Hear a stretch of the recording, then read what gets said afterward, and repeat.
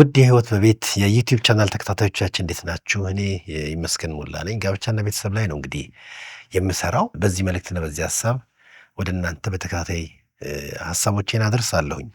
በተለይ በጋብቻ በቤተሰብ በግል ህይወት አመራር ዙሪያ ጠቃሚ የሆኑ ነገሮችን ዋነኛና አስፈላጊ ነገሮች ቢሆኑ ብዙ ጊዜ ልንማራቸው ወይም ደግሞ በዚህ ጉዳይ ላይ ደግሞ በቋሚነት ሀሳብና እይታ ልንሰበስብባቸው የምንችልባቸው ሁኔታዎች ብዙ ምቹ ስላይደሉ እንግዲህ በተሰሙት ተጠቀሙበታላችሁ ብዬ አስባለሁ።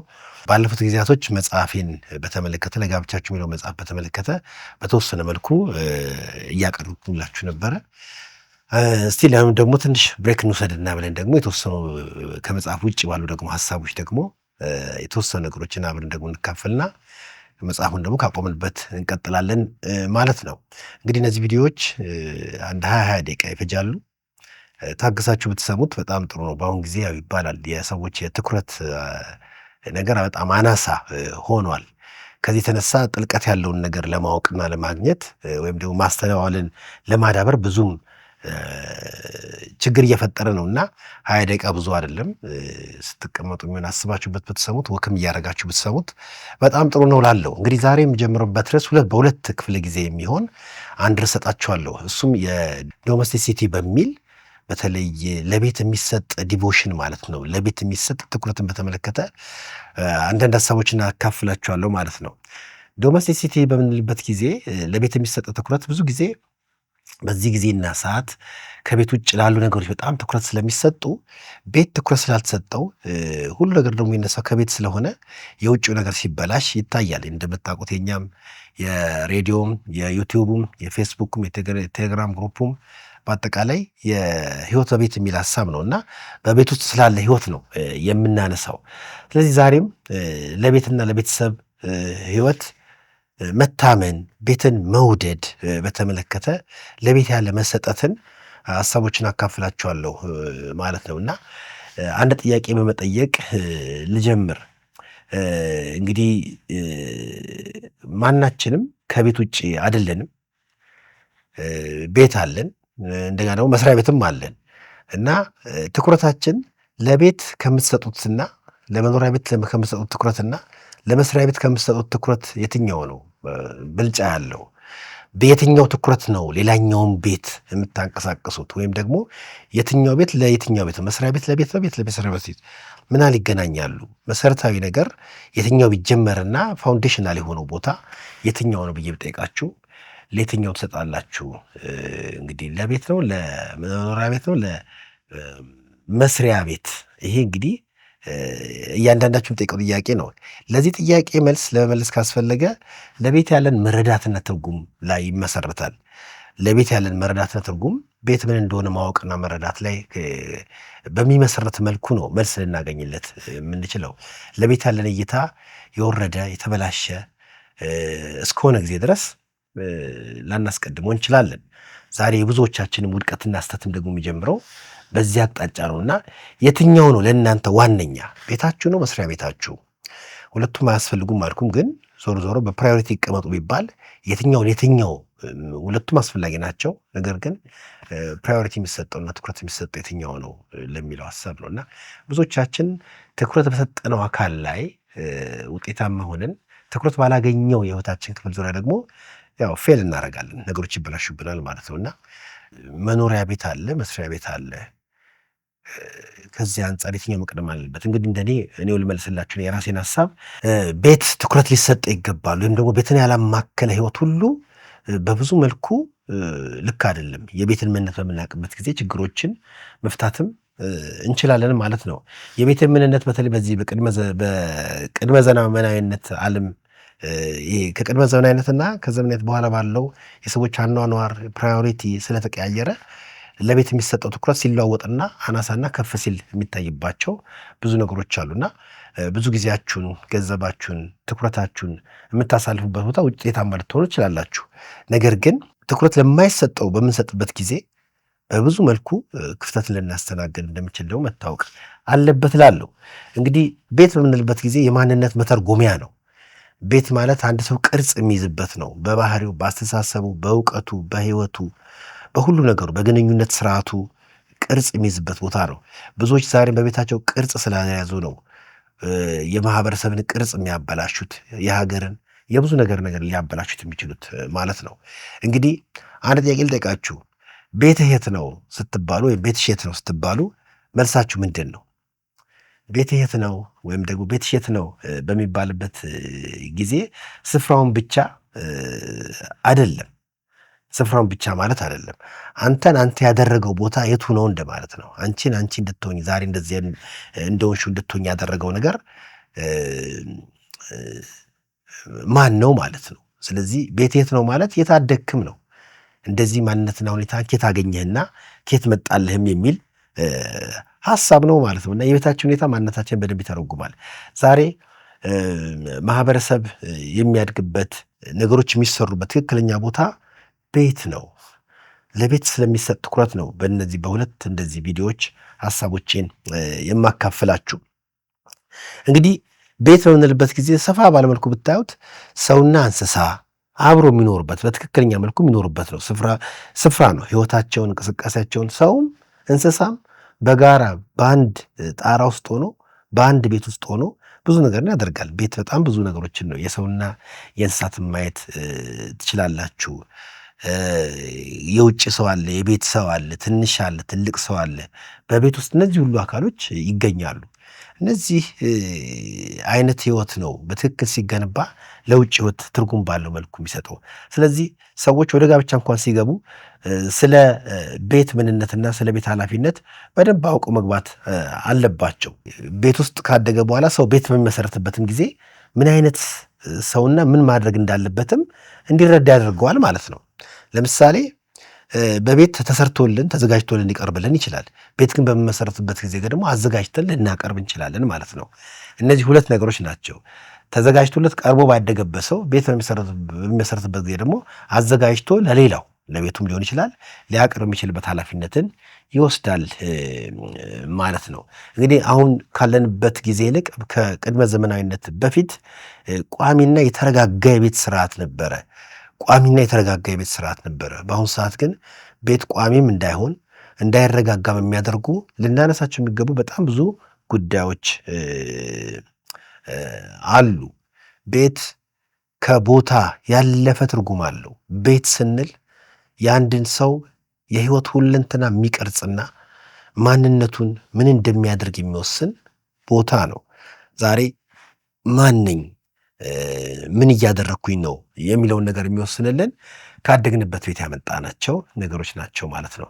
ስለዚህ ቤት ህይወትን ስርዓት ለማስያዝ መርህ የሚገኝበት እገዛ የሚገኝበት ቦታ ነው። በቤታችን ውስጥ እንስሶች አሉ። ድመት አለ፣ ዶሮ አለ፣ ውሻ አለ። የስንቶቻችሁ ቤት እንዳለው አላውቅም። እኛ ቤት አሉ የተወሰኑት እና እነሱም ይበላሉ፣ እነሱም ትኩረት ይሰጣቸዋል። የቤተሰቡ አካል እነሱንም ኮንሲደር እያደረገ ይኖራል። እኛም እርስ በርሳችን ልክ እንደዛው ማለት ነው። እና በዚህ መልኩ ውስጥ ያለን አኗኗር ለባህሪያችን ለአስተሳሰባችን የኃላፊነትን መንፈስ ለመገንባት ብዙ የሚሰጡን እድሎች አሉ ማለት ነው። እንግዲህ በቤት በሚሰጥ ትኩረት በተለይ ወደ ወንድና ሴት ሲመጣ በቤት ያለውን ትኩረት ማን ነው መያዝ ያለበት የሚለውን ደግሞ በዚሁ ርዕስ ውስጥ እንዳስሳለን ማለት ነው። በቤታችን ውስጥ ወንድ ሴት አለ፣ ባል ሚስት አለ፣ እናት አባት አለ። በቤት ለሚሰጠው ትኩረት ማን የምን ኃላፊነትና የምን ድርሻ አለው የሚለው ነገር በደንብ ሊታወቅና ሊታይ ይገባል። አለዛ በጣም ችግር ነው። በኃላፊነት የሚጠየቅበትና ለእያንዳንዱ ቦታ መስሪያ ቤትም ቢሆን ለመስሪያ ቤት እያንዳንዱ ሰው የሚሰጠው የትኩረት ልክ አለ። ቤት ውስጥም ያሉ ሰዎች የሚሰጡት የትኩረት ልክ አለ። ስለዚህ ቤት ሁሉም የተለያዩ ሲሆኑ ልዩነታቸውን የሚያከናውኑበት የሚያሳዩበት እንደጋ ደግሞ የተለያየ ሃይራርኪ ያለበት ቦታ ነው። የተለያየ ደግሞ ሃይራርኪ ካለ ተዋረድ ካለ እያንዳንዱ የሚጠብቀውና የሚሰራው ነገር ይለያያል ማለት ነው። አንዳንድ ቤቶች ሃይራርኪ የላቸውም፣ ልቅ ናቸው። ሁሉም የፈለገውን የወደደውን ያደርጋል። ቤት እንደዛ መሆን የለበትም። ከላይ እስከታች ስርዓት ጠብቆ የተያያዘ ሊሆን ይገባልና ይህን ስናስብ እንግዲህ የቤት የሚባል ደግሞ ስርዓት አለ ማለት ነው። ሃይራርኪ ካለ ስርዓትም ሊኖር ይገባል። በዛ ስርዓት ውስጥ እያንዳንዳችን የሚጠበቅብን ነገር ደግሞ እናደርጋለን። ስለዚህ የቤት ስርዓት ቤት ውስጥ ያሉ ሰዎችን ይጠብቃል። የቤት ስርዓት ቤት ውስጥ ያሉ ሰዎችን በአግባቡ እንዲስተናገዱ እድል ይሰጣቸዋል ማለት ነው። ዛሬ በጣም ብዙ ሰዎች ያለምንም ስርዓት ህይወታቸውና ግንኙነታቸውን ሲመሩ ይታያል። ከየት መጣ ሲባል ምናልባት ስርዓት ካለው ቤት አልመጡ ይሆናል። በነገራችን ላይ ከአንድ ሰው በላይ ለአንድ ሰውም አስፈላጊ እንደሆነ አውቃለሁ፣ ግን ከአንድ ሰው በላይ የሆኑ ሰዎች አብረን እንኑር ካሉ በጋራ የሚያስተዳድራቸው ስርዓት ያስፈልጋቸዋል። ቤትም ከአንድ ሰው በላይ የሆኑ ሰዎች ስለሚኖሩ አብረው እንዲኖሩ የሚያደርጋቸውን ስርዓት ሊያገኙ ይገባቸዋል ማለት ነው። ይሄ ከሆነ እናት፣ አባት፣ ወንድም፣ እህት፣ ታናሽ፣ ታላቅ አብረው ሲኖሩ እንደ ቤተሰብ አብረው የሚኖሩበት የቤት ስርዓት ኖሯቸው ካደጉ ሁሉም መሆን የሚገባቸውን እየሆኑ ማድረግ የሚገባቸውን ደግሞ እያደረጉ እንዲሄዱ ያግዛቸዋል ማለት ነው። ለቤት የሚሰጥ ትኩረት ዶሜስቲሲቲ የሚለው ኮንሰፕት በጣም የአንድ ቤት መረጋጋት፣ መስከን፣ ጤናማ መሆን፣ የግለሰብን መረጋጋት፣ መስከን፣ ጤናማ መሆን፣ መጽናትን ይወስናል ማለት ነው። ከውጭ ባለን ነገር የተረጋጋና የጸና መሆን የሚቻለው ቤት ውስጥ ባለ ነገር መረጋጋትና መጽናት በምንችልበት ጊዜ ነው። ይህም ደግሞ ለአንድ ሰው ብቻ አይደለም፣ ለአንድ ማህበረሰብም በጣም ወሳኝና አስፈላጊ ነገር ነው ማለት ነው። እንግዲህ ይህን ካልኩኝ እነዚህን ሀሳቦች ካነሳሁኝ ዶሜስቲሲቲ በዋነኛነት ከማን ጋር ይገናኛል የሚለውንም ነገር ማንሳት ያስፈልጋል። ወንድ፣ ሴት፣ ባል፣ ሚስት፣ እናት፣ አባት ካለ በጣም የሚፈራና ብዙዎች የማይወዱት ሀሳብ ቢሆንም ግን ልንሸሸው የማይገባ ግን እውነት እንደሆነ ብዙዎቹ ይስማሙበታል። በጣም ብዙዎቹ ይስማሙበታል። ልንሸሸው በፍጹም የማንችል ነገር ነው። ከዚህ አንጻር ታዲያ ለጸና ቤት ወይም ደግሞ ትክክለኛ ስርዓትና ቅርጽ ላለው ቤት ደግሞ ኃላፊነትን በመውሰድ ቤቱ ምንም ነገር መጓደል ስለሌለበት እያንዳንዱ የራሱን ኃላፊነት ሊወስድ ይገባል ብዬ አስባለሁ። በዋነኛነት ዶሜስቲሲቲ የቤት ኃላፊነት የትኩረት አቅጣጫው የሚስት ነው፣ የሴት ነው፣ የእናት ነው። የሴት የሚስት የእናት ነው ለቤት የሚሰጥ ትኩረት። ይህንን በብዙ ማስረጃዎችን ማንሳት እንችላለን። ይሄ ማለት ሌላው ምንም ማያደርግ የሚልም ሀሳብ አይደለም። ቤቱ ሁልጊዜ የሚፈልገውን ነገር ማግኘት አለበት። ቤቱ የሚፈልገውን ነገር የሚያገኘው ከወንድና ከሴት የሚፈልገው ነገር፣ ከባልና ከሚስት የሚጠበቀው ነገር፣ ከእናትና ከአባት ለዛ ቤት የሚደረጉ ዝርዝር ነገሮች አሉና ሁላችን በቦታችን ልናነሳ ይገባል። ከዚህ በመነሳት በተለይ ሚስቶችንም ለመርዳት እናቶችንም ለማገዝ የሚሆኑ ሀሳቦችን ለመስጠት ነው። ይህንን ስናገር በሀሳብ ደረጃ ብቻ የተቀመጡ ነገሮች ሳይሆኑ በቤቴም ፕራክቲስ ካደረግኳቸውና ውጤታማ ለመሆን ፍሬያማ ለመሆን ከረዱኝ ነገሮች ተነስቼም ነው። በጣም ለቤቴ ትኩረት የምሰጥ ሰው ነኝ። ከቤቴ ብዙ ሩቅም አይደለሁኝም። ከቤቴ ብዙ የሚያረቀኝ የስራም ይሁን የትኛውም ኃላፊነትን ብዙም ላልቀበሉ እችላለሁ። ከዚህ ደግሞ የተነሳ አይ ቲንክ ጥሩ ነው። የልጆቼንም ህይወት አኗኗሬም ስመለከተው ብዙም ሽሚያም የለበትም። ተረጋግቶ ቤትን በማስቀደም የሚገኘውን ትርፍ ስላየሁትም ከዛ ተነስቼ ነው እነዚህን ሀሳቦች ወደ እናንተ የማቀርበው ማለት ነው። ታዲያ ይህን ካልኩኝ እነዚህ ነገሮች ካነሳሁኝ የቤት ኃላፊነት በዋነኛነት ለሴት፣ ለሚስት፣ ለእናት የሚሰጡ ነገሮች አሉ። ቤት ዋጋ የምንሰጠውና የምናከብረው ከሆነ ማን ምን ማድረግ እንዳለበት ከታወቀ እንግዲህ ወደ ሴቶች መጣና እንዴት የሴቶች ህይወት የቤትና የውጭ ህይወታቸው ምን ያህል እንደተጋጨ በጣም እናውቃለን። ለዚህ ነገር ደግሞ ማስተያየት ሰጣቸዋለሁ ወይም ደግሞ ሚዛን ማስጠበቂያ ሰጣቸዋለሁ። ለምንድን ነው ሀሳብ ያነሳኸው ካላችሁኝ፣ ቤቱም ልትተውት አትችሉም፣ ግዴታ ነው። ቤት ብቻም ደግሞ አይደለም፣ ከቤት ውጭ ደግሞ የኔ ሚስት ትሰራለች። ብዙ እህቶችም ከቤት ውጭ ይሰራሉ። ቤቱና ውጭ ስለተጋጨባቸው በቤት ውስጥ ደግሞ የሚስት የእናት መረበሽ ወይ መታወክ ወይም ደግሞ ጫና እንዳለ ቤቱ ላይ ነው ጥላውን የሚያጠላው። ከዚህ በመነሳት ሚዛን የሚያስጠብቅን ነገር በመስጠት እገዛ እንደሚያስፈልግም ስለገባኝ ነው በዚህ ጉዳይ ሀሳቦቹን ወደ እናንተ የማደርሰው። ታዲያ ይህንን ካልኩኝ ሴት በተለያየ ምክንያት በተለያየ መንገድ ከቤት ልትወጣ ትችላለች። ወንድም በተለያየ ጊዜ በተለያየ ምክንያት ከቤት ሊወጣ ይችላል። ባልም ሚስትም ከቤት ወጡ ማለት የሚያደርጉት ነገር አለ። ለስራ ነው ሊወጡት። ነገር ግን ምንም በአሳማኝ ምክንያት ቢወጡም ግን ቤታቸው የሚፈልገው ነገር አለው። በቋሚነት የሚፈልገው ነገር አለ። እኔም ሚስቴም ከቤት ወጣን ማለት ቤቱ የሚፈልገው ነገርን የመካድ ያህል ከሆነ በጣም ችግር ይከተላል ማለት ነው እና ቤቱ የሚፈልገውን ነገር መሟላት አለበት።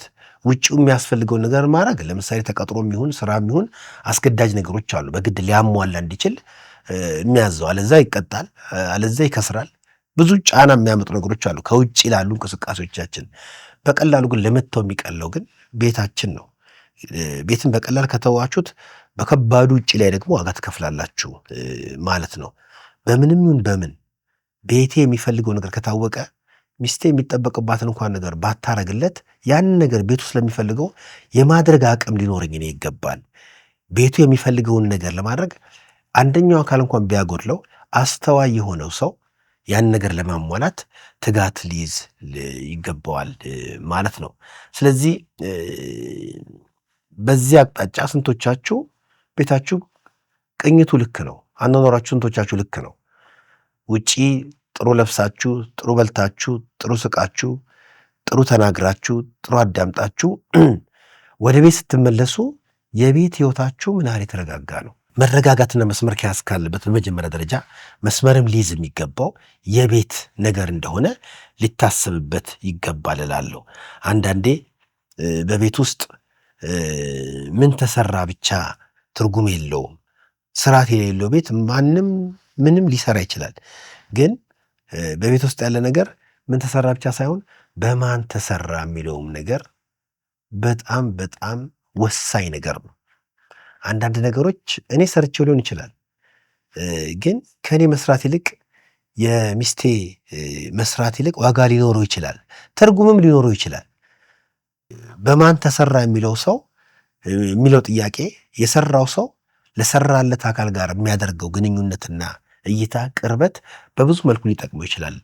ስለዚህ በማን ተሰራ የሚለውን ነገር ልናስብበት ይገባል። ውጪ ያለው ህይወት ከሚገባ በላይ ትኩረት ሰጥቶ ቤትን መንፈግ መሰራት የሚገባቸው ነገሮች መሰራት ባለው አካል እንዳይሰሩ ሊያደርግ ይችላል እና አንዲትም ሴት ቤት ውስጥ ብቻ አይደለችም፣ ከቤት ውጭም ትሰራለች። ነገር ግን ከቤት በምትወጣበት ጊዜ ቤትን በመቃወም መሆን የለበትም።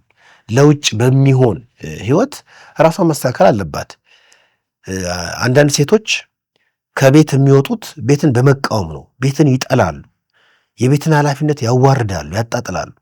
ከዛ ቤትን ጥለው ተቃውሞ ስለሚወጡ ውጭ የሚያደርጉትን አድርገው ቤቱ ሲመጣ ቤቱ ራሱ ደግሞ ይቃወማቸዋል። ነገር ግን በተለይ በሁለት የቤትም ኃላፊነት አለ፣ የውጭም ስራ አላችሁ ሴቶች በምትሰሩበት ጊዜ ሊሆን የሚገባው ምንድን ነው? ለውጭ በሚሆን መልኩ ቤታችሁን ማመቻቸት አለባችሁ ማለት ነው። በትክክለኛ መልኩ ከቤት ስትወጡ ውጭም ትክክለኛ አኗኗርና ህይወት ይኖራል። ወደ ቤትም ስትመለሱ ደግሞ ቤታችሁ ነገሮችን አስተካክሎ ይጠብቃቸዋል ማለት ነው።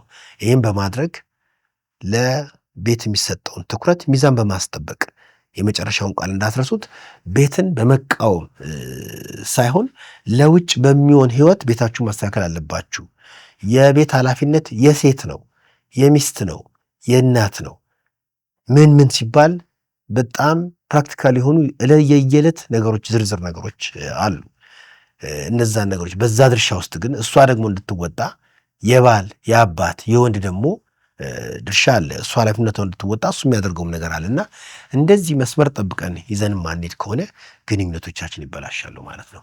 እስቲ እንግዲህ በዚሁ ሀሳብ ኮሜንትም ጥያቄም ካላችሁ ትልኩልኛላችሁ። ከዚሁ ግን የሚቀጥለውን ሀሳብ ደግሞ በሚቀጥለው ቪዲዮ አስቀምጥላችኋለሁ።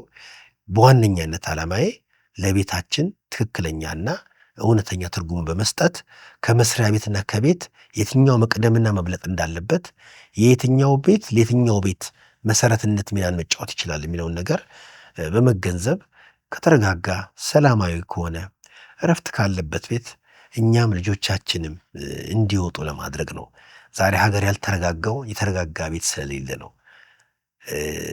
ለቤቱ ትኩረት ያልሰጠ ለሀገር ትኩረት ሰጣለሁ ቢል ውሸታም ነው።